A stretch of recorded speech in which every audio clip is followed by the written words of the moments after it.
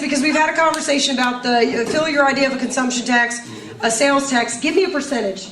And I want to know two things. A percentage that you would think would be a viable, I'm assuming revenue neutral from what we have now. Okay, so a revenue neutral sales tax for Kentucky. What's the percentage? Is anything exempt? Medicine, food, anything at all? And how do you determine those exemptions if there are exemptions?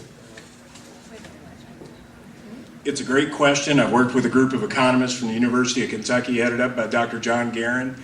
And we have a retail economy of goods and services to be revenue neutral. And I'll give you some numbers on that. We bring about $8.2 million a year, $8.2 billion, a year in revenue into the state through our current tax system, and then another $300 million through the lottery. So if we're going to replace the $8.2 billion that come in now, it would take a consumer sales tax rate of about between 7.1 and 7.2%. And there are going to be some things that will have to get haggled out of that in terms of products. Think of our current economy as this: about a third tangible goods and about 2/3 services is the way it lays out now.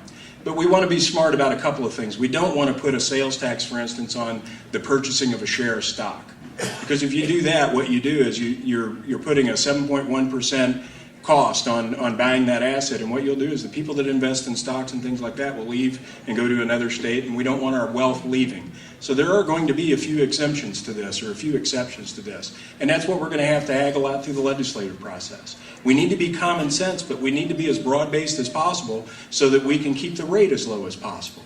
The more exemptions you have, the higher the rate has to get, and the more punitive it becomes. So we need to keep the base as wide as possible to keep the rate as low as possible. How is that not a regressive tax that puts an undue burden on the poor? Sales taxes, by definition, are regressive taxes. There isn't anything that I can do to change that, or you can do to change that. It's actually a definition. But here's the way I position this. Our tax system isn't as much about replacing current revenue. Our tax system is about making Kentucky a place where companies can prosper and jobs can be available. I look at the choice as being this: would I rather pay 10 cents more for a loaf of bread and have a lot of job opportunities, or get a loaf of bread for 10 cents off and have very few job opportunities? If I'm a low-income person, I'm taking more job opportunities. I'll pay a little bit extra for my bread or for my food. And I can tell you that is what we have to do, folks. If we continue to keep the same system in place, we will continue to languish as a job growth state in this nation. And states around us are already doing things like this. We have aggressive Republican governors that have been elected in this last cycle that are already out there kicking rear end and taking names to get this stuff done. And we've got to get in the game or we're going to lose even more. Thank you. I've heard Bobbie Holsclaw mention that she is in favor of reforming the tax system, but can you give us some details on what her tax plans are? Well, thank you. And I'm happy to say Bobbie is also very much in favor of eliminating our state income tax system and going with a broad-based sales tax or user tax or consumption tax system. As Phil mentioned, most economists, I think most states that have that system don't have state income taxes. They have some sort of wide-ranging tax that's about between 7 and 7.5%. I think the thing Bobbie wants to emphasize is that instead of going with exemptions, like saying, okay, we'll have a sales tax or whatever, but we're going to exempt, say, medicine or groceries or something like that.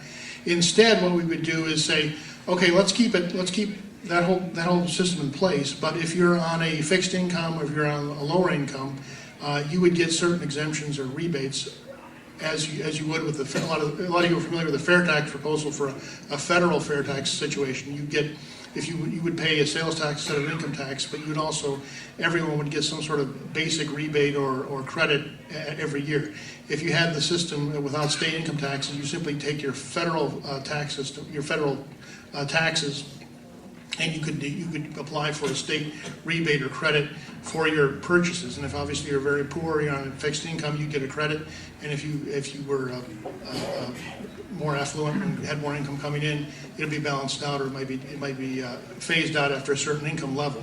But that way, people who are on truly in a situation where that regressive tax is not hitting them now, starts to hit them on certain items, that wouldn't be a pain. And also, we want to make sure that there's flexibility in the system so that that credit or exemption or whatever, or I think it's better to call it a tax credit, would kick in if there was an increase. Let's say this is a very successful system. One of the problems we have with all these systems of changing over from income taxes to consumption taxes is you're not really sure in the transition period how much or how little you're going to collect in that respect.